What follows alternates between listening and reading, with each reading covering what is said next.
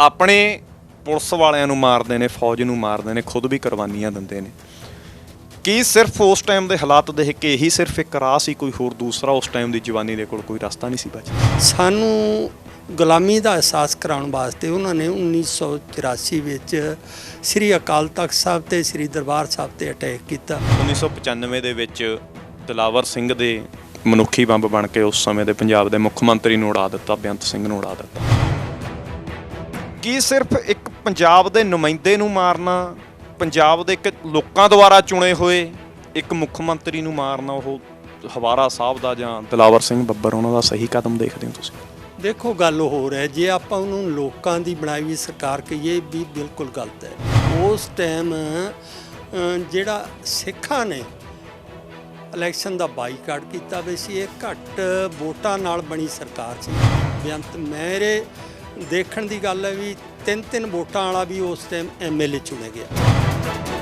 ਜਿਹੜਾ ਨੌਜਵਾਨ ਪੁਲਿਸ ਦੇ ਉਸ ਤੋਂ ਆਪਣੇ ਘਰ ਛੱਡ ਕੇ ਬਾਹਰ ਨਿਕਲ ਗਿਆ, ਉਹਦੇ ਪਰਿਵਾਰ ਨੂੰ ਚੱਕ ਲੈਣਾ, ਉਹਦੇ ਪਿਓ ਨੂੰ ਚੱਕ ਲੈਣਾ, ਉਹਦੀ ਜਵਾਨ ਭੈਣ ਨੂੰ ਚੱਕ ਲੈਣਾ। ਇੱਥੇ ਤੱਕ ਵਰਤਿਆ CIA ਸੈਂਟਰਾਂ 'ਚ ਉਸ ਭੈਣ ਨੂੰ ਤੇ ਪਿਓ ਨੂੰ ਨੰਗਾ ਕਰਕੇ ਵੀ ਉਹਨਾਂ ਨੇ ਬਹੁਤ ਤਰ੍ਹਾਂ ਦੇ ਇਸ ਤਰ੍ਹਾਂ ਦੇ ਗਲਤ ਹਰਕਤਾਂ ਕੀਤੀਆਂ। ਬਾਪੂ ਗੁਰਚਰਨ ਸਿੰਘ ਦੇ ਸਰਕਲ ਦੇ ਵੀ ਕਈ ਜਿਹੜੇ ਨੇ ਇਸ ਤਰ੍ਹਾਂ ਦੇ ਮੁਕਾਬਲਿਆਂ ਦੀ ਭੇਂਟ ਚੜੇ ਨੇ, ਜਾਂ ਜਿਨ੍ਹਾਂ ਦਾ ਹਾਲੇ ਤੱਕ ਇਹ ਨਹੀਂ ਪਤਾ ਕਿ ਉਹ ਕਿਹੜੇ ਹੈਗੇ, ਕਿੱਥੇ ਨੇ ਉਹ ਇਨਸਾਨ। ਜਦੋਂ ਅਖਬਾਰਾਂ ਦੇ ਵਿੱਚ ਖਬਰ ਛਪਦੀ ਤੇ ਹਵਾਰਾ ਭਿਓਰਾ ਸਾਥੀਆਂ ਸਮੇਤ ਜੇਲ੍ਹ 'ਚੋਂ ਸੁਰੰਗ ਪੱਟ ਕੇ ਫਰਾਰ ਹੋ ਗਏ। ਪਹਿਲਾਂ ਤਾਂ ਇਹੀ ਸੀ, ਕਿਹੜਾ ਪਤਾ ਸੀ ਵੀ ਇਸ ਤਰ੍ਹਾਂ ਦਾ ਹੋ ਸਕਦਾ। ਇਹੀ ਸੀ ਵੀ ਇਹ ਪੁਲਿਸ ਦੀ ਸਾਜ਼ਿਸ਼ ਹੈ, ਉਹਨਾਂ ਨੂੰ ਕੱਢ ਕੇ ਹੀ ਨਾ ਪੁਲਿਸ ਮੁਕਾਬਲਾ ਉਹ ਮਾਰ ਸਕਦੀ ਹੈ ਜੀ। ਸਾਡਾ ਪੂਰਾ ਉਹ ਸੀ। ਇਹ ਵੀ ਕੋਈ ਮਿਸਾਲ ਕਾਇਮ ਕੀਤੀ ਹੈ, ਕੋਈ ਉਹਨਾਂ ਨੇ ਛੋਟੀ ਗੱਲ ਨਹੀਂ ਹੈ। ਇੱਕ ਇਤਿਹਾਸ ਸਿਰਜਿਆ ਬਈ ਐਡੀ ਬੜੀ ਸਿਕਿਉਰਿਟੀ ਜੇਲ੍ਹ 'ਚੋਂ ਐਡੀ ਬੜੀ ਸੁਰੰਗ ਪੱਟ ਕੇ ਨਿਕਲਣਾ ਕੋਈ ਛੋਟੀ ਗੱਲ ਨਹੀਂ। ਇਹ ਵੀ ਗੁਰੂ ਸਾਹਿਬ ਦੀ ਕਿਰਪਾ ਸੀ। ਉਹਨਾਂ ਨੇ ਇੱਥੇ ਤੱਕ ਕਰਿਆ, ਬੀੜੀਆਂ ਜਿਹੜੀਆਂ ਨਾ ਉਹਨਾਂ ਦੇ ਮੂੰਹ 'ਤੇ ਧੂੰਆਂ ਵੀ ਮਾਰਦੇ ਰਹੇ, ਕੋਸ਼ਿਸ਼ ਕਰੀ ਉਹਨਾਂ ਦੇ ਮੂੰਹ 'ਚ ਜ਼ਬਰਦਸਤੀ ਪਾਉਣ ਦੀ। ਉਹਨਾਂ ਨੇ ਉਸ ਟਾਈਮ 1-2 ਪੁਲਿਸ ਵਾਲੇ ਨੂੰ ਲੱਤ ਮਾਰ ਕੇ ਪਾਸੇ ਸੁੱਟਿਆ ਵੀ ਹੈ। ਜਗਤਾਰ ਸਿੰਘ ਹਵਾਰਾ ਬਿਲਕੁਲ ਜੀ, ਬਿਲਕੁਲ ਕੋਈ ਕਸਰ ਨਹੀਂ ਛੱਡੀ। ਉਹਨਾਂ ਨੇ ਮਾਨਸਿਕ ਤੌਰ ਤੇ ਵੀ ਉਹਨਾਂ ਨੂੰ ਵਿਚਾਰ ਚਰਚਾ ਜਥੇਦਾਰ ਸਾਹਿਬ ਦੇ ਨਾਲ ਹੁੰਦੀ ਹੋਣੀ, ਤਾਂ ਕੀ ਸੋਚਦੇ ਨੇ? ਸਰਕਾਰ ਦੀਆਂ ਮਾੜੀ ਨੀਤੀਆਂ ਕਰਕੇ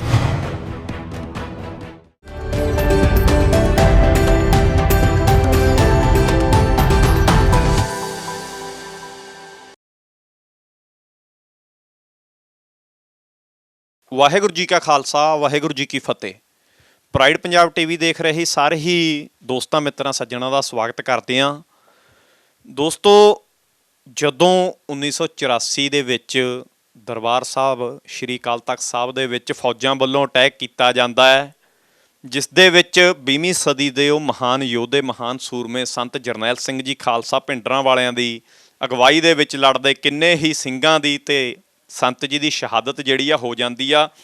ਗਹਿ ਗੱਚ ਮੁਕਾਬਲਾ ਹੁੰਦਾ, ਪਰ ਉਸ ਦੀ ਸੱਟ ਜਿਹੜੀ ਆ ਉਸ ਮੁਕਾਬਲੇ ਦੀ ਸਿੱਖ ਜਵਾਨੀ ਦੇ ਉੱਪਰ ਇੱਕ ਹਲੂਣਾ ਦੇ ਜਾਂਦੀ ਹੈ, ਇੱਕ ਮੇਣੇ ਦੀ ਤਰ੍ਹਾਂ ਹੋ ਜਾਂਦੀ ਹੈ ਕਿ ਅਕਾਲ ਤਖਤ ਸਾਹਿਬ ਦੇ ਉੱਪਰ ਹਮਲਾ ਹੋ ਚੁੱਕਿਆ। ਹੁਣ ਕੁਝ ਨਾ ਕੁਝ ਵੱਡੀ ਕਾਰਵਾਈ ਜਿਹੜੀ ਆ ਪੰਜਾਬ ਦੀ ਜਵਾਨੀ ਨੂੰ ਬਾਹਰ ਨਿਕਲ ਕੇ ਕਰਨੀ ਪੈਣੀ ਆ, ਜਿਸ ਦੇ ਸਿੱਟੇ ਵਜੋਂ ਹਜ਼ਾਰਾਂ ਲੱਖਾਂ ਨੌਜਵਾਨ ਜਿਹੜੇ ਨੇ ਆਪਣੀ ਹੀ ਸਰਕਾਰ ਦੇ ਖਿਲਾਫ ਐਲਾਨੇ ਜੰਗ ਕਰ ਦਿੰਦੇ ਨੇ, ਘਰ-ਬਾਰ ਛੱਡ ਕੇ ਜੰਗਲਾਂ ਦੇ ਵਿੱਚ ਰਹਿੰਦੇ ਨੇ ਜਾਂ ਖੇਤਾਂ ਦੇ ਵਿੱਚ ਲੁਕਦੇ ਛਿਪਦੇ ਰਹਿੰਦੇ ਨੇ, ਸਰਕਾਰ ਦੇ ਖਿਲਾਫ ਲੜਾਈ ਜਿਹੜੀ ਆ ਜਾਰੀ ਰੱਖਦੇ ਨੇ। ਹਜ਼ਾਰਾਂ ਅਜਿਹੇ ਸੂਰਮੇ ਹੋਏ ਨੇ ਖਾੜਕੂ ਸਫਾ ਦੇ ਵਿੱਚ, ਜਿਨ੍ਹਾਂ ਨੂੰ ਸਿੱਖ ਕੌਮ ਦੇ ਵਿੱਚ ਬਹੁਤ ਵੱਡਾ ਮਾਣ ਸਤਿਕਾਰ ਕੌਮ ਵੱਲੋਂ ਦਿੱਤਾ ਜਾਂਦਾ ਹੈ। ਇੱਕ ਖਾੜਕੂ ਸਫਾ ਦਾ ਉਹ ਚਮਕਦਾ ਸਿਤਾਰਾ ਜਿਹੜਾ ਛੋਟੀ ਜਿਹੀ ਉਮਰ ਦੇ ਵਿੱਚ ਵੱਡੇ ਕਾਰਵਾਈ ਕਰ ਜਾਂਦਾ, ਵੱਡੇ ਕਾਂਡ ਕਰਨ ਦਾ ਦਮ ਰੱਖਦਾ ਹੈ, ਜਗਤਾਰ ਸਿੰਘ ਹਵਾਰਾ। ਜਦੋਂ ਜਗਤਾਰ ਸਿੰਘ ਹਵਾਰਾ ਦਾ ਨਾਮ ਨਿਕਲ ਕੇ ਸਾਹਮਣੇ ਆਉਂਦਾ ਤਾਂ ਇੱਕਦਮ 31 ਅਗਸਤ 1995 ਦਾ ਉਹ ਦਿਨ ਚੇਤੇ ਆ ਜਾਂਦਾ, ਜਦੋਂ ਪੰਜਾਬ ਦੇ ਮੁੱਖ ਮੰਤਰੀ ਬੇਅੰਤ ਸਿੰਘ ਨੂੰ ਮਾਰ ਕੇ ਇੱਕ ਨਵਾਂ ਇਤਿਹਾਸ ਕਹਿੰਦੇ ਨੇ ਕਿ ਖਾੜਕੂ ਸਫਾ ਦੇ ਵਿੱਚ ਲਿਖ ਦਿੱਤਾ ਸੀ। ਚੱਲ ਰਹੇ ਉਸ ਟਾਈਮ ਦੇ ਮੁਕਾਬਲਿਆਂ ਦੇ ਉੱਪਰ ਇੱਕਦਮ ਜਿਹੜੀ ਆ ਉਸ ਘਟਨਾ ਤੋਂ ਬਾਅਦ ਠੱਲ ਪਾਈ ਗਈ ਸੀ। ਉਸ ਜਥੇਦਾਰ ਦੇ, ਉਸ ਜਗਤਾਰ ਸਿੰਘ ਹਵਾਰੇ ਦੇ ਧਰਮ ਦੇ ਪਿਤਾ ਬਾਪੂ ਗੁਰਚਰਨ ਸਿੰਘ ਜੀ ਸਾਡੇ ਨਾਲ ਮੌਜੂਦ ਨੇ। ਗੱਲਬਾਤ ਕਰਦੇ ਹਾਂ ਜਥੇਦਾਰ ਜਗਤਾਰ ਸਿੰਘ ਜੀ ਹਵਾਰਾ ਦੇ ਜੀਵਨ ਦੇ ਬਾਰੇ।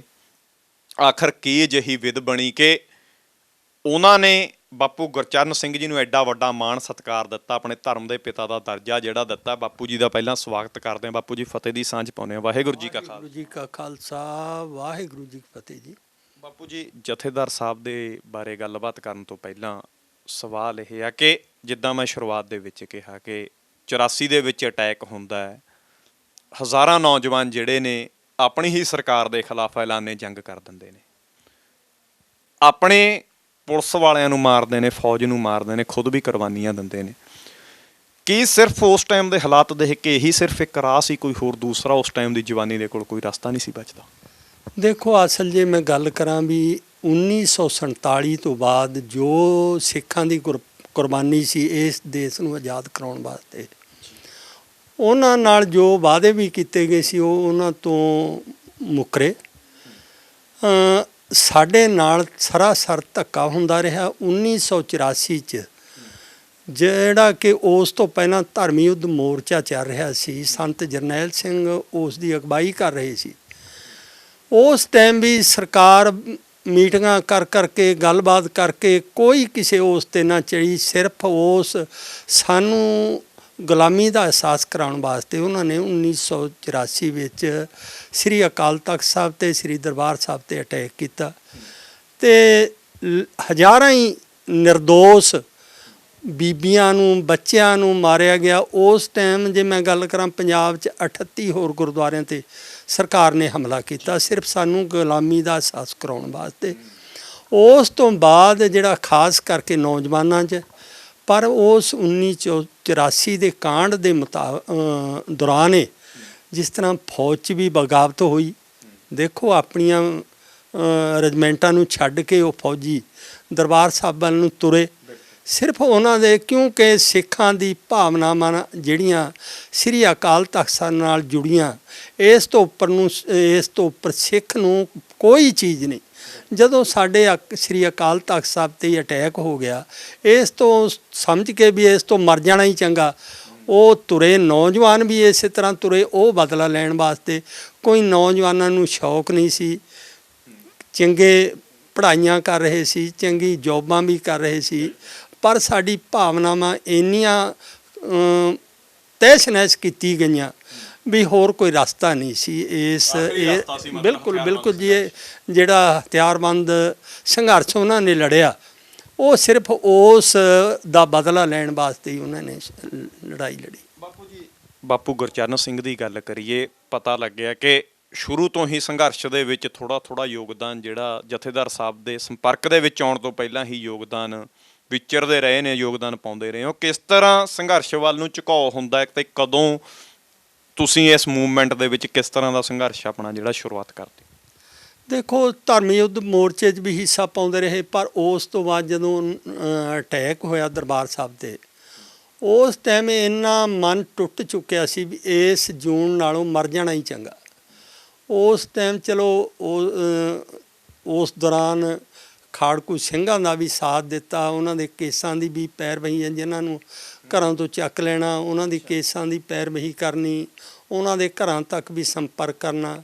ਸ਼ੁਰੂ ਤੋਂ ਹੀ ਇਸ ਮੂਵਮੈਂਟ ਨਾਲ ਜੁੜੇ ਹੋਣ ਕਰਕੇ ਇਹਨਾਂ ਨਾਲ ਪੂਰੀ ਹਮਦਰਦੀ ਰਹੀ ਹੈ। ਉਸ ਦਾ ਜਿੰਨਾ ਵੀ ਹੋ ਸਕਿਆ ਸਾਥ ਦਿੱਤਾ। ਤੇ 1995 ਦੀ ਗੱਲ ਕਰੀਏ, ਜਦੋਂ ਕਿਹਾ ਜਾਂਦਾ ਕਿ ਬੇਕਸੂਰ ਨੌਜਵਾਨਾਂ ਦਾ ਕਤਲ ਜਿਹੜਾ ਸਿੱਖਰਾਂ 'ਤੇ ਸੀ, ਤੁਸੀਂ ਵੀ ਗੱਲ ਕੀਤੀ ਕਿ ਘਰਾਂ 'ਚੋਂ ਚੱਕ ਕੇ ਜਿਨ੍ਹਾਂ ਨੂੰ ਮਾਰਿਆ ਜਾਂਦਾ ਸੀ ਜਾਂ ਪੁਲਿਸ ਲੈ ਜਾਂਦੀ ਸੀ, ਉਹਨਾਂ ਦੀ ਪੈਰਵਾਈ ਜਿਸ ਕਿਸੇ ਹੱਦ ਤੱਕ ਤੁਸੀਂ ਯੋਗਦਾਨ ਉਹਨਾਂ ਦੇ ਵਿੱਚ ਪਾਉਂਦੇ ਰਹੇ। 1995 ਦੇ ਵਿੱਚ ਦਿਲਾਵਰ ਸਿੰਘ ਦੇ ਮਨੁੱਖੀ ਬੰਬ ਬਣ ਕੇ ਉਸ ਸਮੇਂ ਦੇ ਪੰਜਾਬ ਦੇ ਮੁੱਖ ਮੰਤਰੀ ਨੂੰ ਉਡਾ ਦਿੱਤਾ, ਬੇਅੰਤ ਸਿੰਘ ਨੂੰ ਉਡਾ ਦਿੱਤਾ। ਜਗਤਾਰ ਸਿੰਘ ਹਵਾਰਾ, ਜਿਹਦੇ ਥੋੜ੍ਹੇ ਧਰਮੀ ਪੁੱਤਰ ਬਣੇ ਹੋਏ ਨੇ, ਸਿੱਖ ਕੌਮ ਦੇ ਇੱਕ ਕਹਿ ਲਓ ਕਿ ਚਮਕਦਾ ਸਿਤਾਰਾ ਜੇ ਕਹੀਏ ਤਾਂ ਉਹ ਗੱਲ ਝੂਠ ਨਹੀਂ ਹੋਊਗੀ। ਕੀ ਸਿਰਫ ਇੱਕ ਪੰਜਾਬ ਦੇ ਨੁਮਾਇੰਦੇ ਨੂੰ ਮਾਰਨਾ, ਪੰਜਾਬ ਦੇ ਇੱਕ ਲੋਕਾਂ ਦੁਆਰਾ ਚੁਣੇ ਹੋਏ ਇੱਕ ਮੁੱਖ ਮੰਤਰੀ ਨੂੰ ਮਾਰਨਾ, ਉਹ ਹਵਾਰਾ ਸਾਹਿਬ ਦਾ ਜਾਂ ਦਿਲਾਵਰ ਸਿੰਘ ਬੱਬਰ ਉਹਨਾਂ ਦਾ ਸਹੀ ਕਦਮ ਦੇਖਦੇ ਹੋ ਤੁਸੀਂ? ਦੇਖੋ, ਗੱਲ ਹੋਰ ਹੈ, ਜੇ ਆਪਾਂ ਉਹਨੂੰ ਲੋਕਾਂ ਦੀ ਬਣਾਈ ਹੋਈ ਸਰਕਾਰ ਕਹੀਏ ਵੀ ਬਿਲਕੁਲ ਗਲਤ ਹੈ। ਉਸ ਟਾਈਮ ਜਿਹੜਾ ਸਿੱਖਾਂ ਨੇ ਇਲੈਕਸ਼ਨ ਦਾ ਬਾਈਕਾਟ ਕੀਤਾ ਵੀ ਸੀ, ਇਹ ਘੱਟ ਵੋਟਾਂ ਨਾਲ ਬਣੀ ਸਰਕਾਰ ਸੀ। ਬੇਅੰਤ ਮੇਰੇ ਦੇਖਣ ਦੀ ਗੱਲ ਹੈ ਵੀ 3 ਵੋਟਾਂ ਵਾਲਾ ਵੀ ਉਸ ਟਾਈਮ MLA ਚੁਣਿਆ ਗਿਆ। ਕਿਉਂਕਿ ਲੋਕਾਂ ਨੇ ਉਸ ਚੀਜ਼ ਨੂੰ ਜਿਹੜਾ ਕੰਡੈਮ ਕੀਤਾ ਸੀ। ਇਹ ਘੱਟ ਗਿਣਤੀ ਬਣੀ ਸਰਕਾਰ ਸੀ, ਉੱਤੋਂ ਸੈਂਟਰ ਤੋਂ ਇਹਨਾਂ ਨੂੰ ਪੂਰਾ ਥਾਪੜਾ ਸੀ ਵੀ ਇਹ ਜਿਹੜਾ ਸੰਘਰਸ਼ ਹੈ ਇਹਨੂੰ ਦਬਾਇਆ ਜਾਵੇ, ਕਿਉਂਕਿ ਉਸ ਟਾਈਮ 80% ਜਿਹੜੀ ਆਮ ਜਨਤਾ ਸੀ ਉਹ ਵੀ ਉਸ ਸੰਘਰਸ਼ ਦਾ ਸਾਥ ਦੇ ਰਹੀ ਸੀ। ਸਮੇਂ ਸਮੇਂ 'ਤੇ ਉਹਨਾਂ ਨੇ ਇਸ ਨੂੰ ਦਬਾਉਣ ਵਾਸਤੇ ਹੀ ਤਰ੍ਹਾਂ ਤਰ੍ਹਾਂ ਦੇ ਤਰੀਕੇ ਵਰਤੇ। ਜਿਹੜਾ ਨੌਜਵਾਨਾਂ ਨੂੰ ਬਿਨਾਂ ਵਜ੍ਹਾ ਹੀ ਘਰਾਂ ਤੋਂ ਚੱਕ ਲੈਣਾ, ਉਹਨਾਂ ਨੂੰ ਇੰਟੈਰੋਗੇਟ ਕਰਨਾ 10-10 ਦਿਨ 15-15 ਦਿਨ, ਇਸ ਤਰ੍ਹਾਂ ਦੀ ਜਲਾਲਤ ਦਾ ਅਹਿਸਾਸ ਉਹਨਾਂ ਨੇ ਸਿੱਖ ਕੌਮ ਨੂੰ ਕਰਾਇਆ। ਮੈਂ ਕਈ ਘਟਨਾਵਾਂ ਆਪਣੀ ਅੱਖਾਂ ਨਾਲ ਦੇਖੀਆਂ ਵੀ ਇੱਕ ਜਵਾਨ ਜਿਹੜਾ ਨੌਜਵਾਨ ਪੁਲਿਸ ਦੇ ਉਸ ਤੋਂ ਆਪਣੇ ਘਰ ਛੱਡ ਕੇ ਬਾਹਰ ਨਿਕਲ ਗਿਆ, ਉਹਦੇ ਪਰਿਵਾਰ ਨੂੰ ਚੱਕ ਲੈਣਾ, ਉਹਦੇ ਪਿਓ ਨੂੰ ਚੱਕ ਲੈਣਾ, ਉਹਦੀ ਜਵਾਨ ਭੈਣ ਨੂੰ ਚੱਕ ਲੈਣਾ, ਇੱਥੇ ਤੱਕ ਵਰਤਿਆ CIA ਸੈਂਟਰਾਂ 'ਚ। ਉਸ ਭੈਣ ਨੂੰ ਤੇ ਪਿਓ ਨੂੰ ਨੰਗਾ ਕਰਕੇ ਵੀ ਉਹਨਾਂ ਨੇ ਬਹੁਤ ਤਰ੍ਹਾਂ ਦੇ ਇਸ ਤਰ੍ਹਾਂ ਦੇ ਗਲਤ ਹਰਕਤਾਂ ਕੀਤੀਆਂ। ਉਸੇ ਕਰਕੇ ਜਿਹੜਾ ਨੌਜਵਾਨਾਂ ਦਾ ਜਿਹੜਾ ਉਹ ਚੀਜ਼ ਨੂੰ ਬਰਦਾਸ਼ਤ ਨਾ ਕਰ ਦੇਵੇ, ਇਸ ਪਾਸੇ ਤੁਰੇ। ਬਿਲਕੁਲ ਸਹੀ ਸੀ ਜੀ। ਤੇ ਬਾਪੂ ਜੀ ਸੁਣਨ ਦੇ ਵਿੱਚ ਇਹ ਆਇਆ ਕਿ ਬਾਪੂ ਗੁਰਚਰਨ ਸਿੰਘ ਦੇ ਸਰਕਲ ਦੇ ਵੀ ਕਈ ਜਿਹੜੇ ਨੇ ਇਸ ਤਰ੍ਹਾਂ ਦੇ ਮੁਕਾਬਲਿਆਂ ਦੀ ਭੇਂਟ ਚੜੇ ਨੇ, ਜਾਂ ਜਿਨ੍ਹਾਂ ਦਾ ਹਾਲੇ ਤੱਕ ਇਹ ਨਹੀਂ ਪਤਾ ਕਿ ਉਹ ਕਿਹੜੇ ਹੈਗੇ, ਕਿੱਥੇ ਨੇ ਉਹ ਇਨਸਾਨ। ਕੀ ਤੁਹਾਡੇ ਨਾਲ ਦੇ ਕਿਹੜੇ ਕਿਹੜੇ ਸ਼ਖਸੀਅਤਾਂ ਸੀ ਤੁਹਾਡੇ ਨਾਲ ਵਿਚਰਦੀਆਂ ਸੀ, ਤੁਹਾਡੇ ਦੋਸਤ ਸੀ, ਤੁਹਾਡੇ ਭਰਾ ਸੀ, ਕੌਣ ਸੀਗੇ ਤੇ ਕੀ ਉਹਨਾਂ ਦੇ ਨਾਲ ਵਰਤਾਰਾ ਹੋਇਆ ਜੋ ਬਾਪੂ ਜੀ ਨੇ ਆਪਣੀ ਅੱਖੀਂ ਤੁਸੀਂ ਦੱਸਦੇ ਹੋ ਕਿ ਮੈਂ ਦੇਖੋ ਉਸ ਟਾਈਮ ਬਹੁਤ ਨੌਜਵਾਨ ਸੀ ਜਿਹੜੇ ਖਾਸ ਕਰਕੇ ਸਾਡੇ ਇਲਾਕੇ ਦੇ ਵੀ ਰਹੇ ਹੈ, ਵੀ ਸਾਡੇ ਸਾਹਮਣੇ ਹੀ ਉਹਨਾਂ ਨੂੰ ਜ਼ਬਰਦਸਤੀ ਤੋਰਿਆ ਗਿਆ, ਘਰਾਂ 'ਚੋਂ ਚੱਕ ਕੇ ਪੁਲਿਸ ਮੁਕਾਬਲੇ ਕੀਤੇ ਗਏ। ਜਿਸ ਤਰ੍ਹਾਂ ਅਮਰੀਕ ਸਿੰਘ ਕੌਲੀ ਸੀ, ਉਹਨੂੰ ਸ਼ਹੀਦ ਕੀਤਾ ਗਿਆ, ਉਹਦੇ ਭਰਾ ਨੂੰ ਸ਼ਹੀਦ ਕੀਤਾ ਗਿਆ। ਇਸ ਤਰ੍ਹਾਂ ਦੇ ਬਹੁਤ ਬਹੁਤ ਘਟੀਆ, ਮੈਂ ਕਹਿਣਾ ਵੀ ਸਰਕਾਰ ਵੱਲੋਂ ਜਿਹੜੀ ਪੁਲਿਸ ਉਹਨਾਂ ਨੂੰ ਅੰਜਾਮ ਦੇ ਰਹੀ ਸੀ, ਇਸ ਤਰ੍ਹਾਂ ਦੀਆਂ ਹਰਕਤਾਂ ਕੀਤੀ ਗਈਆਂ। ਭਾਈ ਬਲਵਿੰਦਰ ਸਿੰਘ ਜਟਾਣਾ ਜੋ ਇੱਕ ਜ਼ਿੰਮੇਵਾਰ ਜਥੇਬੰਦੀ ਦਾ ਸਿੰਘ ਸੀ, ਉਹਦੇ ਪਰਿਵਾਰ ਨੂੰ ਵੀ, ਉਹਦੀ ਦਾਦੀ ਨੂੰ ਵੀ, ਅਪਾਹਜ ਭਾਣਜੇ ਨੂੰ ਵੀ, ਚਾਰਾਂ ਨੂੰ ਜਿਉਂਦਿਆਂ ਨੂੰ ਅੱਗ ਲਾ ਕੇ ਘਰ ਨੂੰ ਸਾੜਿਆ ਗਿਆ। ਦੱਸੋ ਇਹ ਕਿੱਧਰ ਦੀ ਉਹ ਸੀ? ਇਹ ਸਿਰਫ ਨਜਾਇਜ਼ ਹਰਕਤਾਂ ਹੋਈਆਂ ਪੁਲਿਸ ਵੱਲੋਂ ਜੀ। ਤੇ ਬਾਪੂ ਜੀ ਗੱਲ ਕਰੀਏ ਜਗਤਾਰ ਸਿੰਘ ਹਵਾਰਾ ਦੀ, ਤੁਹਾਨੂੰ ਇੱਕ ਮਾਣ ਦਿੱਤਾ ਗਿਆ ਉਹਨਾਂ ਵੱਲੋਂ ਕਿ ਧਰਮ ਦੇ ਪਿਤਾ, ਬਹੁਤ ਵੱਡਾ ਦਰਜਾ ਤੁਹਾਨੂੰ ਉਹਨਾਂ ਵੱਲੋਂ ਦਿੱਤਾ ਗਿਆ। ਪਹਿਲਾ ਸੰਪਰਕ ਕਦੋਂ ਆਉਂਦਾ ਹੈ ਜਥੇਦਾਰ ਜਗਤਾਰ ਸਿੰਘ ਜੀ ਹਵਾਰਾ ਦੇ ਨਾਲ ਬਾਪੂ ਗੁਰਚਰਨ ਸਿੰਘ ਦਾ? ਦੇਖੋ ਜਥੇਬੰਦਕ ਤੌਰ 'ਤੇ ਮੈਂ ਸ਼ੁਰੂ ਤੋਂ ਹੀ ਇਸ ਜਥੇਬੰਦੀ ਨਾਲ ਜੁੜਿਆ ਹੋਇਆ ਸੀ, ਹਮਦਰਦੀ ਸੀ, ਜਿੰਨਾ ਯੋਗਦਾਨ ਗੁਰੂ ਸਾਹਿਬ ਦੀ ਕਿਰਪਾ ਨਾਲ ਪਾਉਂਦੇ ਰਹੇ। ਪਰ 2004 'ਚ ਜਦੋਂ ਸਿੰਘ ਸਾਹਿਬ ਜਥੇਦਾਰ ਜਗਤਾਰ ਸਿੰਘ ਹਵਾਰਾ ਜੇਲ੍ਹ ਤੋਂ ਸੁਰੰਗ ਪੱਟ ਕੇ ਬਾਹਰ ਆਏ, ਤਕਰੀਬਨ 3-4 ਦਿਨ ਤਾਂ ਸਾਨੂੰ ਕਨਫਿਊਜ਼ਨ ਰਿਹਾ ਵੀ ਕਿ ਪੁਲਿਸ ਦੀ ਇਹ ਕੋਈ ਗਲਤ ਹਰਕਤ ਹੈ, ਵੀ ਉਹਨਾਂ ਨੂੰ ਸਾਜ਼ਿਸ਼, ਉਹਨਾਂ ਨੂੰ ਇਸ ਤਰ੍ਹਾਂ ਦਾ ਹੋ ਨਹੀਂ ਸਕਦਾ ਵੀ ਉਹਨਾਂ ਨੂੰ ਜੇਲ੍ਹ 'ਚੋਂ ਕੱਢ ਕੇ ਹੀ ਉਹਨਾਂ ਨੂੰ ਹਾਂਜੀ ਉਹ। ਪਰ ਚਲੋ 3-4 ਦਿਨਾਂ ਬਾਅਦ ਸੁਨੇਹਾ ਲੱਗਿਆ ਵੀ ਠੀਕ ਠਾਕ ਹੈ। ਉਸ ਤੋਂ ਬਾਅਦ ਉਹਨਾਂ ਸਮਿਆਂ 'ਚ ਸੰਪਰਕ ਬਣਿਆ, ਸਮੇਂ ਸਮੇਂ 'ਤੇ ਮਿਲਦੇ ਰਹੇ, ਮੀਟਿੰਗਾਂ ਹੁੰਦੀਆਂ ਰਹੀਆਂ। ਉਹ ਮੇਰੀ ਪਹਿਲੀ ਉਹ ਸੀ ਜਿਹੜਾ ਉਹਨਾਂ ਦੇ ਜੇਲ੍ਹ ਤੋਂ ਨਿਕਲਣ ਤੋਂ ਬਾਅਦ ਸਾਡੀ ਮੁਲਾਕਾਤ ਪਹਿਲੀ ਹੋਈ। ਤੁਸੀਂ ਪੰਥ ਦਰਦੀ ਸ਼ੁਰੂ ਤੋਂ ਰਹੇ ਹੋ, ਜਿੰਨੀ ਕੁ ਸੇਵਾ ਤੁਸੀਂ ਦੱਸਦੇ ਹੋ ਕਿ ਮਹਾਰਾਜ ਨੇ ਲੈਂਦੇ ਰਹੇ ਨੇ ਸਮੇਂ ਸਮੇਂ 'ਤੇ ਤੁਹਾਤੋਂ। ਜਦੋਂ 21 ਜਨਵਰੀ ਦੀ ਉਹ ਰਾਤ ਨੂੰ ਫਰਾਰ ਹੋ ਜਾਂਦੇ ਨੇ ਤੇ 22 ਜਨਵਰੀ ਦੀ ਸਵੇਰ ਨੂੰ ਅਖਬਾਰਾਂ ਦੇ ਵਿੱਚ ਖਬਰ ਛਪਦੀ ਤੇ ਹਵਾਰਾ ਭਿਓਰਾ ਸਾਥੀਆਂ ਸਮੇਤ ਜੇਲ੍ਹ 'ਚੋਂ ਸੁਰੰਗ ਪੱਟ ਕੇ ਫਰਾਰ ਹੋ ਗਏ ਨੇ, ਉਸ ਸਮੇਂ ਪਹਿਲਾ ਖਿਆਲ ਬਾਪੂ ਗੁਰਚਰਨ ਸਿੰਘ ਦੇ ਮਨ ਦੇ ਵਿੱਚ ਕੀ ਆਉਂਦਾ, ਦਿਮਾਗ ਦੇ ਵਿੱਚ ਕੀ ਆਉਂਦਾ? ਪਹਿਲਾਂ ਤਾਂ ਇਹੀ ਸੀ, ਕਿਹੜਾ ਪਤਾ ਸੀ ਵੀ ਇਸ ਤਰ੍ਹਾਂ ਦਾ ਹੋ ਸਕਦਾ। ਇਹੀ ਸੀ ਵੀ ਇਹ ਪੁਲਿਸ ਦੀ ਸਾਜ਼ਿਸ਼ ਹੈ, ਉਹਨਾਂ ਨੂੰ ਕੱਢ ਕੇ ਹੀ ਨਾ ਪੁਲਿਸ ਮੁਕਾਬਲਾ ਉਹ ਮਾਰ ਸਕਦੀ ਹੈ ਜੀ। ਸਾਡਾ ਪੂਰਾ ਉਹ ਸੀ। ਅਸੀਂ ਦੂਜੇ ਦਿਨ ਉੱਥੇ ਤਕਰੀਬਨ 34 ਸੈਕਟਰ ਗੁਰਦੁਆਰੇ ਸਭ ਇਕੱਠ ਕਰਕੇ ਉੱਥੇ ਪ੍ਰੈਸ ਕਾਨਫਰੰਸ ਵੀ ਕਰੀ, ਉਹਦੇ ਬਾਰੇ ਸਾਰੇ ਵਕੀਲ ਇਕੱਠੇ ਹੋਏ। ਪਰ ਉਹੀ ਸੀ, ਉਸ ਤੋਂ ਬਾਅਦ ਫਿਰ ਸੰਪਰਕ ਬਣਿਆ।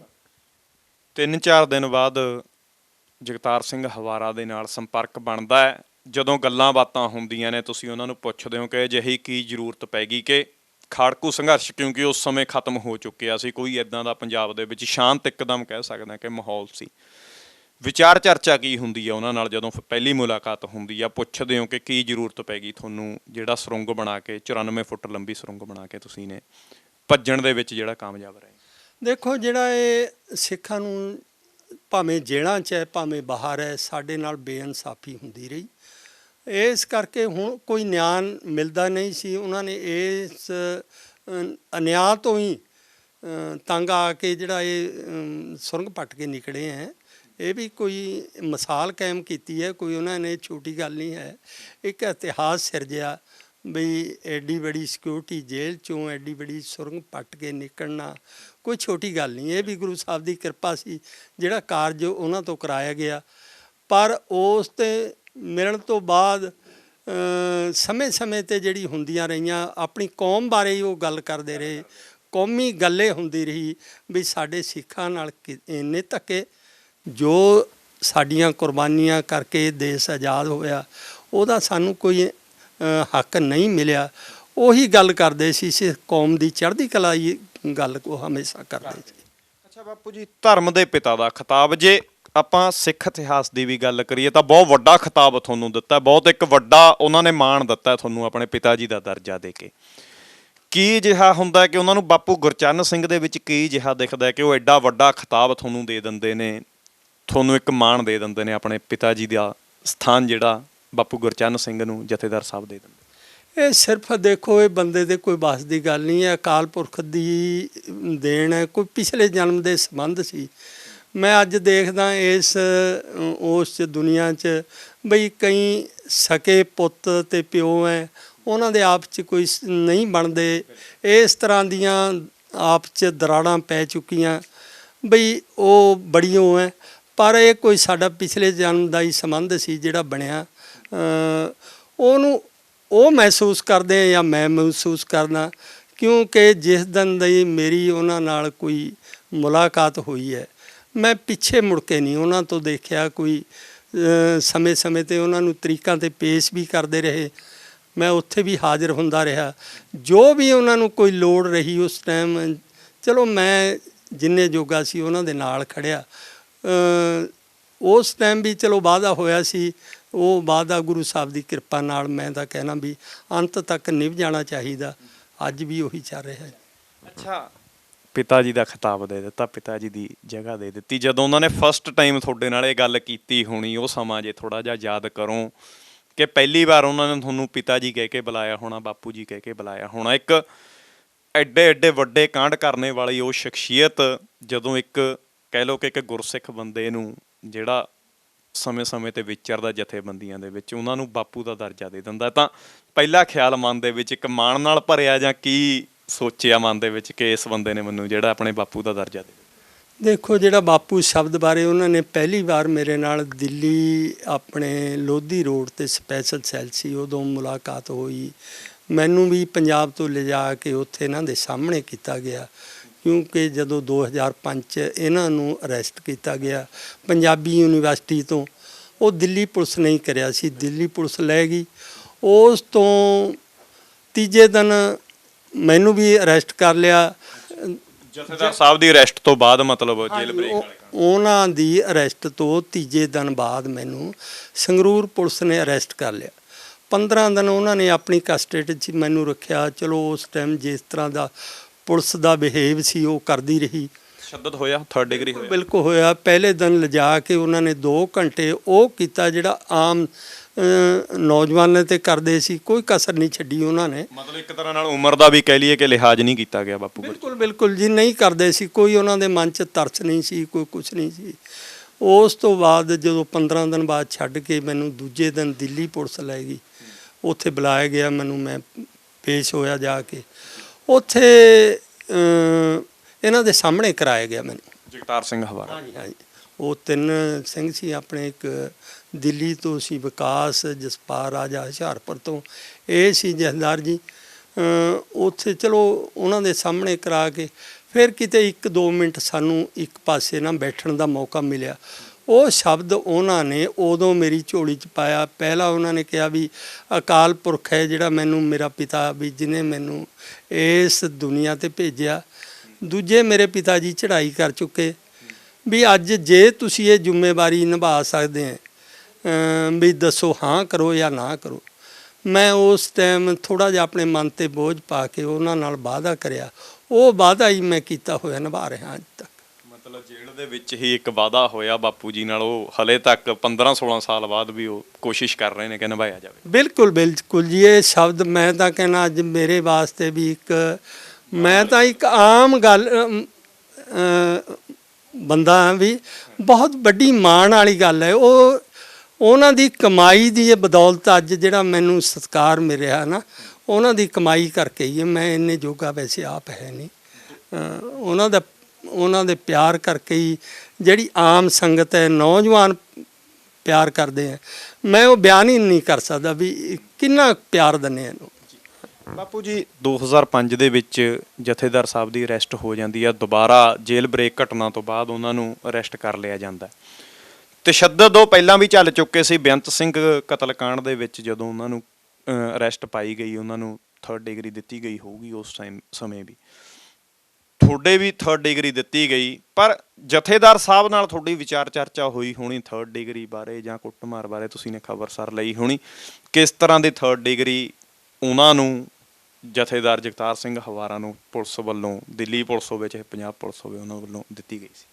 ਦੇਖੋ, ਜਿਹੜਾ ਮੈਂ ਦਿੱਲੀ ਪੁਲਿਸ ਦਾ ਦੱਸਾਂ ਵੀ ਤਸ਼ੱਦਦ ਦਾ, ਉਹਨਾਂ ਨੂੰ ਸਰੀਰਕ ਤੌਰ 'ਤੇ ਉਹ ਬਿਲਕੁਲ ਪਰਵਾਹ ਨਹੀਂ ਕਰਦੇ।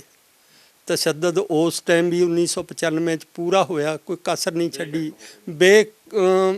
ਬਸ ਇੱਕ ਗੁਰੂ ਸਾਹਿਬ ਦੀ ਕਿਰਪਾ ਹੀ ਹੈ ਵੀ ਜਿਹੜੇ ਉਹ ਹੋਏ, ਕਸਰ ਨਹੀਂ ਛੱਡੀ ਪੁਲਿਸ ਨੇ।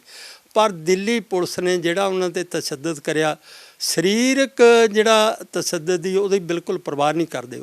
ਪਰ ਉਹਨਾਂ ਨੇ ਇੱਥੇ ਤੱਕ ਕਰਿਆ, ਬੀੜੀਆਂ ਜਿਹੜੀਆਂ ਨਾ ਉਹਨਾਂ ਦੇ ਮੂੰਹ 'ਤੇ ਧੂੰਆਂ ਵੀ ਮਾਰਦੇ ਰਹੇ, ਕੋਸ਼ਿਸ਼ ਕਰੀ ਉਹਨਾਂ ਦੇ ਮੂੰਹ 'ਚ ਜ਼ਬਰਦਸਤੀ ਪਾਉਣ ਦੀ। ਉਹਨਾਂ ਨੇ ਉਸ ਟਾਈਮ 1-2 ਪੁਲਿਸ ਵਾਲੇ ਨੂੰ ਲੱਤ ਮਾਰ ਕੇ ਪਾਸੇ ਸੁੱਟਿਆ ਵੀ ਹੈ। ਜਗਤਾਰ ਸਿੰਘ ਹਵਾਰਾ ਬਿਲਕੁਲ ਜੀ, ਬਿਲਕੁਲ ਕੋਈ ਕਸਰ ਨਹੀਂ ਛੱਡੀ। ਉਹਨਾਂ ਨੇ ਮਾਨਸਿਕ ਤੌਰ 'ਤੇ ਵੀ ਉਹਨਾਂ ਨੂੰ ਇੰਟੈਰੋਗੇਟ ਪੂਰਾ ਕੀਤਾ, ਕੋਈ ਕਸਰ ਨਹੀਂ ਛੱਡੀ। ਤੁਹਾਡੇ 'ਤੇ ਵੀ ਤਸ਼ੱਦਦ ਹੁੰਦਾ ਹੈ ਜਦੋਂ ਤੁਹਾਡੀ ਅਰੈਸਟ ਪਾਈ ਜਾਂਦੀ ਆ, ਪਨਾਹ ਦੇਣ ਦਾ ਮੇਰੇ ਹਿਸਾਬ ਦੇ ਨਾਲ ਤੁਹਾਡੇ ਪਰ ਕੇਸ ਹੁੰਦਾ ਕਿ ਉਹਨਾਂ ਦੇ ਨਾਲ ਤੁਹਾਡੀ ਨੇੜਤਾ ਰਹੀ। ਪੁਲਿਸ ਅਫਸਰਾਂ ਨੇ ਕਿਹੜੇ ਆਫੀਸਰ, ਜੇ ਨਾਮ ਸੰਗਤ ਦੇ ਸਾਹਮਣੇ ਰੱਖਣਾ ਚਾਹੋ, ਜਿਨ੍ਹਾਂ ਨੇ ਤੁਹਾਡੇ ਪਰ ਤਸ਼ੱਦਦ ਕੀਤਾ ਜਾਂ ਤੁਹਾਨੂੰ ਅਰੈਸਟ ਕਰਕੇ ਲੈ ਕੇ ਗਏ, ਕਿਹੜੇ ਆਫੀਸਰ ਉਸ ਟਾਈਮ ਉਸ ਟੀਮ ਦੇ ਵਿੱਚ ਮੌਜੂਦ ਸੀ? ਦੇਖੋ, ਮੇਨ ਤਾਂ SSP ਹਰਿੰਦਰ ਚਹਿਲ ਸੀ ਉੱਥੇ ਸੰਗਰੂਰ। ਹਾਂਜੀ, ਉਹ ਰਿਟਾਇਰ ਹੋ ਚੁੱਕੇ। ਚਲੋ, ਉਹਨਾਂ ਨੇ ਜਦੋਂ ਮੈਂ ਉਹਨਾਂ ਦੇ ਸਾਹਮਣੇ ਪੇਸ਼ ਕੀਤਾ ਗਿਆ ਮੈਨੂੰ, ਉਹਨਾਂ ਨੇ ਬੜੀ ਵਧੀਆ ਮੇਰੇ ਨਾਲ ਡੀਲਿੰਗ ਕੀਤੀ, ਕੋਈ ਇਸ ਤਰ੍ਹਾਂ ਦੀ ਉਹ ਨਹੀਂ। ਉਹ ਆਪ ਉੱਠ ਕੇ ਚਲੇ ਗਏ। ਉੱਥੇ ਸਰਜੀਤ ਗਰੇਵਾਲ ਜਿਹੜਾ ਇੱਕ ਬਦਨਾਮ ਅਫਸਰ ਸੀ, ਸਾਡੇ ਪਟਿਆਲੇ ਕਾਫੀ ਰਿਹਾ, CIA ਇੰਚਾਰਜ ਰਿਹਾ। ਉਹਨੇ ਬਹੁਤ ਨੌਜਵਾਨ ਝੂਠੇ ਪੁਲਿਸ ਮੁਕਾਬਲਿਆਂ 'ਚ ਬਹੁਤ ਮਾਰਿਆ ਨੌਜਵਾਨ। ਸਰਜੀਤ ਗਰੇਵਾਲ ਬੜਾ ਬਦਨਾਮ ਇੰਸਪੈਕਟਰ ਸੀ ਉਹ। ਉਸ ਨੇ ਹੀ ਮੇਰੇ 'ਤੇ ਤਸ਼ੱਦਦ ਕੀਤਾ। ਚਹਿਲ ਸਾਹਿਬ ਆਪ ਉਸ ਟਾਈਮ ਉੱਠ ਕੇ ਚਲੇ ਗਏ। ਉਹ ਕਰਦਾ ਰਿਹਾ, ਉਹਨੇ 1.5-2 ਘੰਟੇ ਪੂਰਾ 3rd ਡਿਗਰੀ ਦਾ ਜਿਹੜਾ ਤਸ਼ੱਦਦ ਕਰਿਆ। ਤੇ ਕਿੰਨਾ ਦੇਰ ਬਾਪੂ ਜੀ ਜੇਲ੍ਹ ਦੇ ਵਿੱਚ ਰਹਿਣਾ ਪਿਆ? ਕਿੰਨਾ ਦੇਰ ਕੇਸਾਂ ਦੇ ਵਿੱਚ ਜਗਤਾਰ ਸਿੰਘ ਹਵਾਰਾ ਦੇ ਭੱਜਣ ਤੋਂ ਬਾਅਦ ਤੁਹਾਡੇ ਨਾਲ ਨੇੜਤਾ ਹੁੰਦੀ, ਕੇਸਾਂ ਦੇ ਵਿੱਚ ਉਲਝ ਜਾਂਦੇ ਹੋ? ਕਿੰਨਾ ਦੇਰ ਜੇਲ੍ਹ ਦੇ ਜਾਂ ਕੋਰਟ ਕਚਹਿਰੀਆਂ ਦੇ ਚੱਕਰ ਜਿਹੜੇ ਨੇ ਆਪਣੇ ਖੁਦ ਦੇ ਕੇਸ ਬਰੀ ਹੋਣ ਦੇ ਲਈ, ਖੁਦ ਦੇ ਕੇਸ ਨਿਬੇੜਨ ਦੇ ਲਈ ਬਾਪੂ ਗੁਰਚਰਨ ਸਿੰਘ ਜੀ ਨੂੰ ਕੱਟਣੇ ਪਏ? ਦੇਖੋ, 1 ਮਹੀਨਾ ਇਹ ਮੈਨੂੰ ਜਿਸ ਤਰ੍ਹਾਂ ਉਸ ਟਾਈਮ ਲੈਂਦੇ ਫਿਰੇ ਗੈਰ ਕਾਨੂੰਨੀ ਤੌਰ 'ਤੇ, ਵੀ ਕਦੇ ਕਿਤੇ ਰੱਖ 15 ਦਿਨ ਸੰਗਰੂਰ ਰੱਖਿਆ, ਫਿਰ 2-3 ਦਿਨ ਇਹਨਾਂ ਨੇ ਦਿੱਲੀ ਰੱਖਿਆ, ਫਿਰ ਆਉਂਦੇ ਹੀ ਪਟਿਆਲੇ ਵਾਲਿਆਂ ਨੇ ਅਰੈਸਟ ਕਰ ਲਿਆ।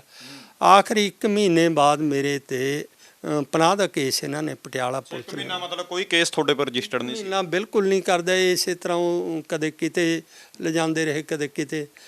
1 ਮਹੀਨੇ ਬਾਅਦ ਪਟਿਆਲਾ ਪੁਲਿਸ ਨੇ ਮੇਰੇ 'ਤੇ 215-216 ਦਾ ਪਨਾਹ ਦਾ ਕੇਸ ਪਾਇਆ।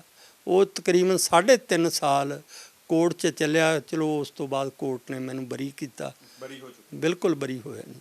ਤੇ ਇੱਕ ਬਾਪੂ ਜੀ ਆਪਣਾ ਪਰਿਵਾਰ ਹੁੰਦਾ, ਚਲੋ ਉਹਨਾਂ ਨੇ ਤੁਹਾਨੂੰ ਮਾਣ ਦਿੱਤਾ, ਤੁਸੀਂ ਨੇ ਉਹਨਾਂ ਦਾ ਮਾਣ ਰੱਖਿਆ, ਧਰਮ ਦੇ ਪਿਤਾ ਦਾ ਤੁਸੀਂ ਆਪਣਾ ਫਰਜ਼ ਜਿਹੜਾ ਨਿਭਾ ਰਹੇ ਹੋ। ਇੱਕ ਬੰਦੇ ਦਾ ਆਪਣਾ ਪਰਿਵਾਰ ਹੁੰਦਾ ਕਿ ਜਦੋਂ ਕੋਈ ਵੀ ਸ਼ਖਸੀਅਤ ਇੱਦਾਂ ਦੇ ਕੇਸ ਦੇ ਵਿੱਚ ਉਲਝਦੀ ਹੈ ਤਾਂ ਪਰਿਵਾਰਕ ਜ਼ਿੰਦਗੀ ਦੇ ਉੱਪਰ ਵੀ ਅਸਰ ਪੈਂਦਾ ਹੈ, ਪਰਿਵਾਰ ਦੇ ਉੱਪਰ ਵੀ ਅਸਰ ਪੈਂਦਾ, ਚਾਹੇ ਉਹ ਫਾਈਨੈਂਸ਼ੀਅਲੀ ਕੰਡੀਸ਼ਨ ਹੋਵੇ ਜਾਂ ਕਿਸੇ ਤਰ੍ਹਾਂ ਦੀ ਹੋਵੇ।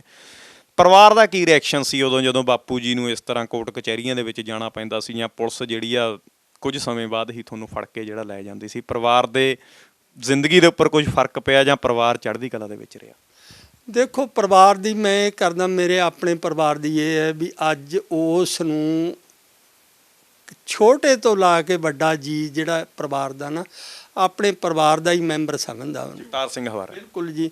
3 ਸਾਲ ਦਾ ਮੇਰਾ ਪੋਤਰਾ ਜਿਹੜਾ ਮੇਰੇ ਬੇਟੇ ਦਵਿੰਦਰਪਾਲ ਸਿੰਘ ਦਾ ਬੇਟਾ, ਉਹ ਜਦੋਂ ਤੋਂ ਮੇਰੇ ਨਾਲ ਉੱਥੇ ਦੇ ਤਿਹਾੜ ਜੇਲ੍ਹ 'ਚ ਮੁਲਾਕਾਤ ਕਰਨ ਜਾਂਦਾ ਰਿਹਾ, ਉਹਦੇ ਨਾਲ ਗੱਲਾਂ ਕਰਨੀਆਂ। ਅੱਜ ਵੀ ਉਹ ਤਾਇਆ ਜੀ ਕਹਿ ਕੇ ਉਹਨਾਂ ਨੂੰ ਬੁਲਾਉਂਦਾ। ਅੱਛਾ, ਤਾਇਆ ਜੀ ਕਹਿ ਕੇ ਤੁਹਾਡਾ ਪੋਤਰਾ ਜਿਹੜਾ ਤਾਇਆ ਜੀ ਕਹਿ ਕੇ ਸੰਬੋਧਨ ਹੈ ਜਥੇਦਾਰ ਸਾਹਿਬ? ਬਿਲਕੁਲ ਜੀ, ਬਿਲਕੁਲ। ਉਹ ਚਲੋ ਉਹਨਾਂ ਨੇ ਕਿਤੇ 2 ਮਹੀਨੇ ਲੰਘ ਜਾਣੇ, ਫਿਰ ਮੈਨੂੰ ਕਹਿਣਾ ਬਾਪੂ ਜੀ ਸਨੇਹਪ੍ਰੀਤ ਨੂੰ ਲਿਆਓ, ਮੇਰਾ ਮਿਲਣ ਨੂੰ ਦਿਲ ਕਰਦਾ। ਪਰ ਇਹਨੇ ਉਹ ਗੱਲਾਂ ਉਹਨਾਂ ਦੇ ਨਾਲ ਕਰਨੀਆਂ। ਕਈ ਵਾਰੀ ਤਾਂ ਉਹਨਾਂ ਨੇ ਕਹਿਣਾ ਸਨੇਹਪ੍ਰੀਤ ਮੈਂ ਤੇਰੀ ਗੱਲਾਂ ਦਾ ਲਿਖਤੀ ਜਵਾਬ ਦੇਣਾ। ਉਹਨਾਂ ਨੂੰ ਪੁੱਛਣਾ ਵੀ ਤਾਇਆ ਜੀ ਸਰੋਂ ਕਿਸ ਤਰ੍ਹਾਂ ਪੱਟੀ ਸੀ, ਕਿਸ ਤਰ੍ਹਾਂ ਤੁਸੀਂ ਉੱਥੇ ਬਾਹਰ ਆਏ ਹੈ, ਜਾਂ ਕਿਸ ਤਰ੍ਹਾਂ ਉਹ ਬੇਅੰਤ ਨੂੰ ਮਾਰਿਆ ਸੀ। ਅੱਛਾ, ਮਤਲਬ ਇਤਿਹਾਸ ਪੁੱਛਣਾ, ਉਹਨਾਂ ਦੀ ਜ਼ਿੰਦਗੀ ਪੁੱਛਣੀ। ਬਿਲਕੁਲ ਜੀ, ਉਹ ਬਹੁਤ ਤੇਜ਼ ਦਿਮਾਗ ਹੈ ਵੈਸੇ। ਉਹਨਾਂ ਨਾਲ ਖੁੱਲ੍ਹੀ ਗੱਲਾਂ ਕਰਨੀਆਂ, ਬੜਾ ਖੁਸ਼ ਹੋਣਾ ਉਹਨਾਂ ਨੇ ਵੀ। 2 ਮਹੀਨਿਆਂ ਬਾਅਦ ਕਹਿ ਕੇ ਫਿਰ ਬੁਲਾਉਣਾ ਉਹਨਾਂ ਨੇ। ਹਾਂਜੀ, ਮਤਲਬ ਪਰਿਵਾਰ ਬਾਪੂ ਜੀ ਦੇ ਨਾਲ ਰਿਹਾ ਹਮੇਸ਼ਾ? ਬਿਲਕੁਲ, ਪਰਿਵਾਰ ਨੇ ਪੂਰਾ ਸਾਥ ਦਿਆ ਜੀ। ਅੱਜ ਵੀ ਪਰਿਵਾਰ, ਹੋਰ ਕੋਈ ਪਰਿਵਾਰਕ ਕੰਮ ਹੋਏ ਅਸੀਂ ਉਹ ਛੱਡ ਸਕਦੇ ਹਾਂ, ਪਰ ਉਹਦਾ ਸੁਨੇਹਾ ਅੱਜ ਕੱਲਾ ਕੱਲਾ ਜੀ ਉਸ 'ਤੇ ਪਹਿਰਾ ਦੇਣ ਨੂੰ ਤਿਆਰ ਹੈ। ਉਹਨਾਂ ਨੂੰ ਆਪਣਾ ਪਰਿਵਾਰਕ ਮੈਂਬਰ ਅਸੀਂ ਸਮਝ। ਬਿਲਕੁਲ ਜੀ, ਬਿਲਕੁਲ। ਤੇ ਬਾਪੂ ਜੀ 2015 ਦੇ ਵਿੱਚ ਸਿੱਖ ਕੌਮ ਵੱਲੋਂ ਇੱਕ ਬਹੁਤ ਵੱਡਾ ਮਾਣ ਉਹਨਾਂ ਨੂੰ ਦਿੱਤਾ ਗਿਆ ਕਿ 8-10 ਲੱਖ ਦੇ ਸੰਗਤ ਦੇ ਇਕੱਠ ਦੇ ਵਿੱਚ ਐਲਾਨ ਕਰ ਦਿੱਤਾ ਗਿਆ ਕਿ ਅਕਾਲ ਤਖਤ ਸਾਹਿਬ ਦੇ ਜਥੇਦਾਰ ਲਗਾਇਆ ਜਾਂਦਾ ਹੈ। ਜਗਤਾਰ ਸਿੰਘ ਜੀ ਹਵਾਰਾ ਨੂੰ ਉਹਨਾਂ ਦੇ ਕੀਤੇ ਕੌਮੀ ਕਾਰਜਾਂ ਨੂੰ ਦੇਖਦੇ ਹੋਏ ਐਲਾਨ, ਇੱਕ ਪਿਤਾ ਹੋਣ ਦੇ ਨਾਤੇ ਜਦੋਂ ਐਲਾਨ ਕਰ ਦਿੱਤਾ ਜਾਂਦਾ, ਇੱਕ ਪਿਤਾ ਹੋਣ ਦੇ ਨਾਤੇ ਮਾਣ ਮਹਿਸੂਸ ਹੁੰਦਾ ਜਾਂ ਇੱਕ ਸਿੱਖ ਹੋਣ ਦੇ ਨਾਤੇ ਕੀ ਸੋਚਦੇ ਹੋ ਤੁਸੀਂ?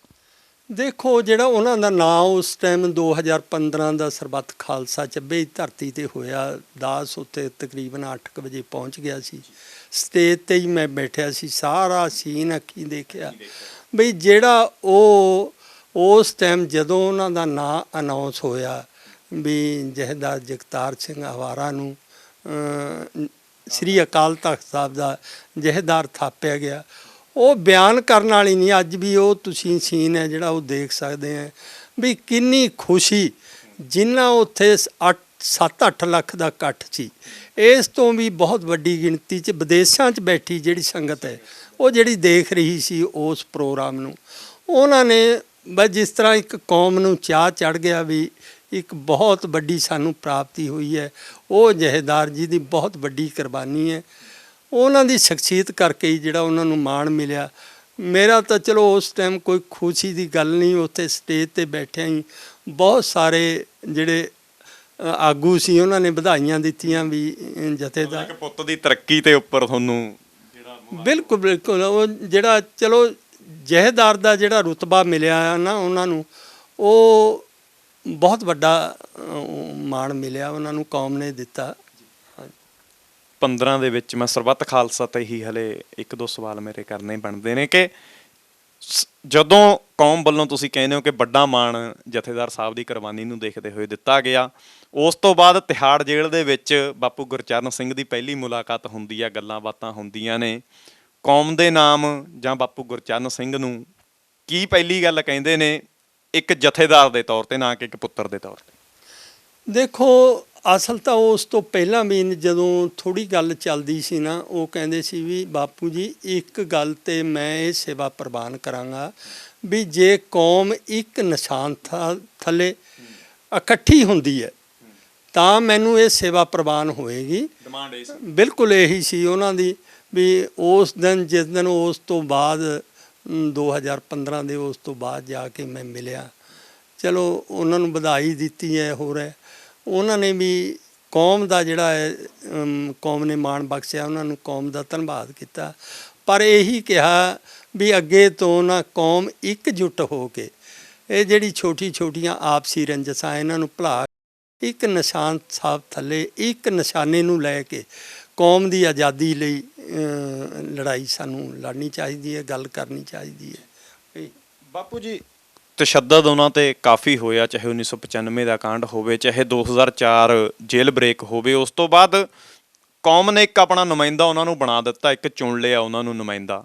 ਤਸ਼ੱਦਦ ਉਸ ਤੋਂ ਪਹਿਲਾਂ ਖਬਰਾਂ ਲਗਾਤਾਰ ਆਉਂਦੀਆਂ ਰਹੀਆਂ ਨੇ ਕਿ ਹਲੇ ਵੀ ਉਹਨਾਂ ਨੂੰ ਮੈਂਟਲੀ ਤੌਰ ਤੇ ਟੌਰਚਰ ਜਿਹੜਾ ਹੈ ਪੁਲਿਸ ਵੱਲੋਂ ਜਾਂ ਇੰਟੈਲੀਜੈਂਸ ਵਿੰਗ ਵੱਲੋਂ ਕਰਨ ਦੀ ਜਿਹੜੀ ਕੋਸ਼ਿਸ਼ ਕੀਤੀ ਗਈ ਆ। ਤੁਹਾਡੀਆਂ ਗੱਲਾਂ ਬਾਤਾਂ ਹੋਈਆਂ ਹੋਣਗੀਆਂ 2015 ਦੇ ਵਿੱਚ ਜਦੋਂ ਕੌਮ ਨੇ ਉਹਨਾਂ ਨੂੰ ਆਪਣਾ ਨੁਮਾਇੰਦਾ ਚੁਣ ਲਿਆ, ਉਸ ਤੋਂ ਬਾਅਦ ਪੁਲਿਸ ਦੇ ਜਾਂ ਇੰਟੈਲੀਜੈਂਸ ਦੇ ਵਰਤਾਰੇ ਦੇ ਵਿੱਚ ਕੁਝ ਚੇਂਜ ਆਇਆ ਜਾਂ ਉਹ ਜਿਉਂ ਦਾ ਤਿਉਂ ਜਿਵੇਂ ਪਹਿਲਾਂ ਮੈਂਟਲੀ ਤੌਰ ਤੇ ਤੋੜਨ ਦੀਆਂ ਕੋਸ਼ਿਸ਼ਾਂ ਸੀ ਉਹ ਅੱਜ ਵੀ ਜਾਰੀ ਨੇ? ਦੇਖੋ, ਸਰਕਾਰ ਨੂੰ ਵੀ ਏਜੰਸੀਆਂ ਨੂੰ ਵੀ ਸਾਰਾ ਇਹਦੇ ਬਾਰੇ ਪਤਾ ਵੀ ਅੱਜ ਉਹਨਾਂ ਦੀ ਕੌਮ 'ਚ ਕਿੱਡਾ ਬੜਾ ਰੁਤਬਾ, ਕਿੰਨਾ ਕੌਮ ਪਿਆਰ ਕਰਦੀ ਹੈ। ਖਾਸ ਕਰਕੇ ਮੈਂ ਗੱਲ ਕਰਾਂ ਨੌਜਵਾਨਾਂ ਦੀ, ਜਿਨ੍ਹਾਂ ਨੂੰ ਬਹੁਤ ਮਾਣ ਹੈ ਉਹਨਾਂ ਦੇ।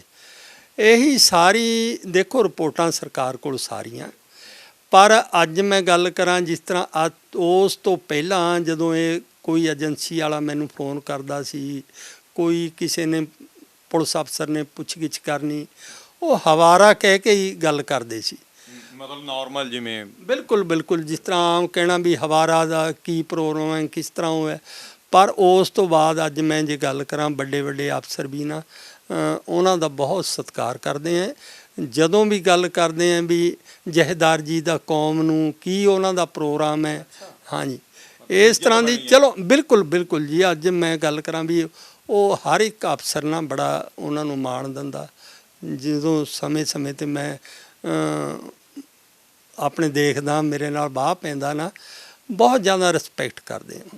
ਮੁਲਾਕਾਤ ਆਖਰੀ ਕਦੋਂ ਹੁੰਦੀ ਆ ਤੁਹਾਡੀ? ਕਿਉਂਕਿ ਹੁਣ ਤਾਂ ਕਰੋਨਾ ਕਰਕੇ ਮੇਰੇ ਹਿਸਾਬ ਦੇ ਨਾਲ ਹਲੇ ਅਲਾਉਡ ਨਹੀਂ ਕਰਦੇ ਹੋਣਗੇ। ਆਖਰੀ ਮੁਲਾਕਾਤ ਜਥੇਦਾਰ ਸਾਹਿਬ ਜੀ ਦੇ ਨਾਲ ਕਦੋਂ ਹੁੰਦੀ ਆ ਤੁਹਾਡੀ ਦਿੱਲੀ ਤੇ ਹੜ ਜਿਹੜੇ? ਇਹ ਦੇਖੋ, ਜਦੋਂ ਪਿਛਲੇ ਤਕਰੀਬਨ 2019 'ਚ ਜਦੋਂ ਇਹ ਕਰੋਨਾ ਉਹ ਹੋਇਆ ਨਾ, ਆਪਣੇ 2020 'ਚ ਸ਼ਾਇਦ ਜਨਵਰੀ ਮਹੀਨੇ 'ਚ, ਉਸ ਤੋਂ ਮੇਰੇ ਖਿਆਲ 8 ਕੁ ਦਿਨ ਪਹਿਲਾਂ ਮੈਂ ਮੁਲਾਕਾਤ ਕਰਕੇ ਆਇਆ।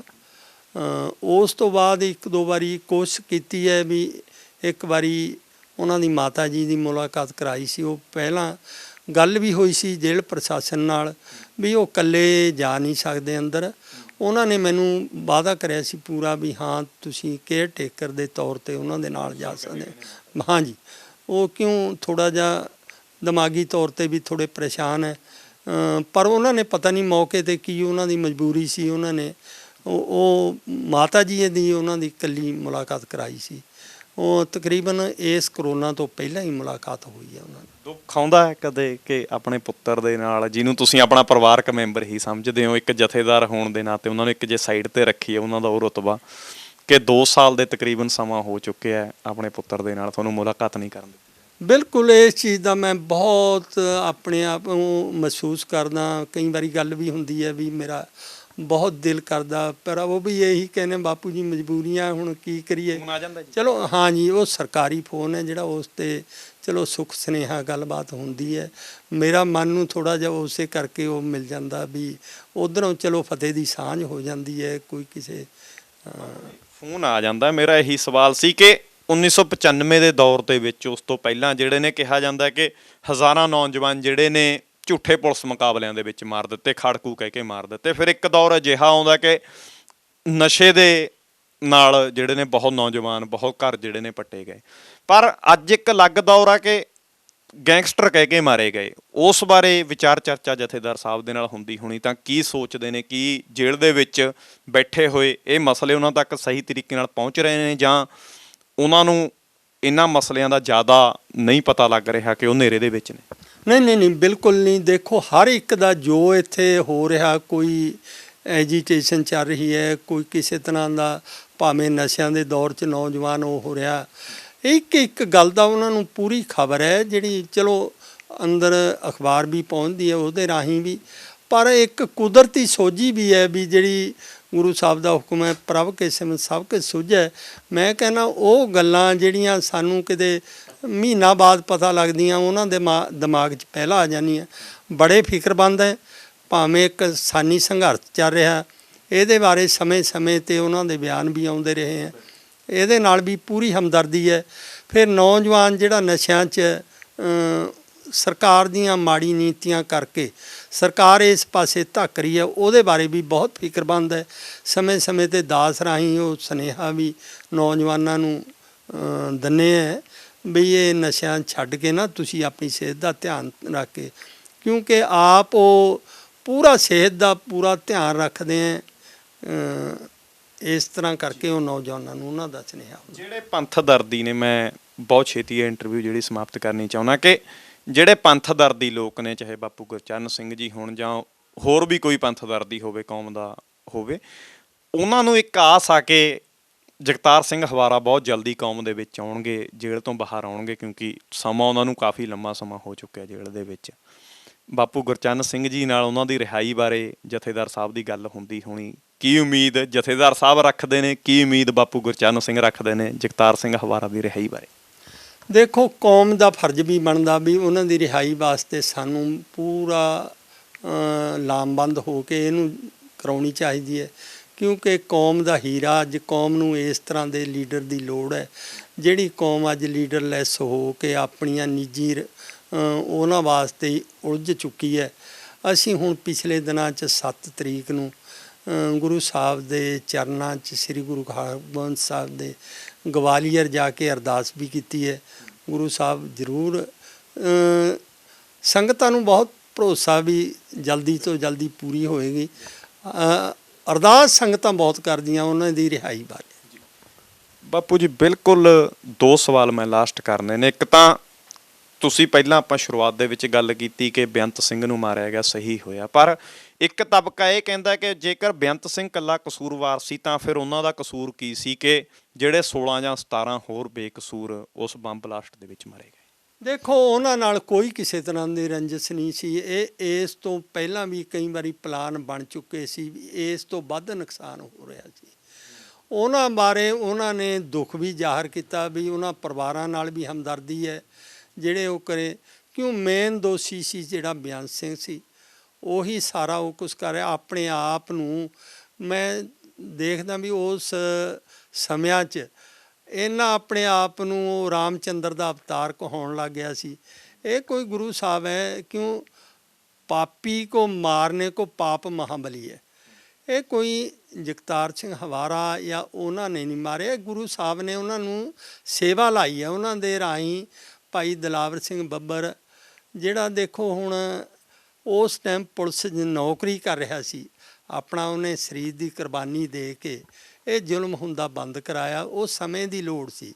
ਕੋਈ ਜੇ ਆਪਾਂ ਕਹੀਏ ਵੀ ਨਾ ਬੇਅੰਤ ਸਿੰਘ ਨਾਲ ਕੋਈ ਨਿੱਜੀ ਰੰਜਿਸ਼ ਸੀ, ਨਾ ਕੋਈ ਕਿਸੇ ਤਰ੍ਹਾਂ ਦੀ ਇਹਨਾਂ ਨੂੰ ਉਹ ਸੀ, ਸਿਰਫ ਇੱਕ ਵੀ ਜਿਹੜਾ ਉਸ ਟਾਈਮ 26 ਨੌਜਵਾਨਾਂ ਦੇ ਦਿਨ 'ਚ ਝੂਠੇ ਪੁਲਿਸ ਮੁਕਾਬਲੇ ਕਰਕੇ ਘਰੋਂ ਤੋਂ, ਇਸ ਤੋਂ ਇਲਾਵਾ ਵੀ ਹੋਰ ਵੀ ਜਿਹੜਾ ਕੋਈ ਉਸ ਟਾਈਮ ਮਨੁੱਖੀ ਅਧਿਕਾਰਾਂ ਦੀ ਗੱਲ ਕਰਦਾ ਸੀ।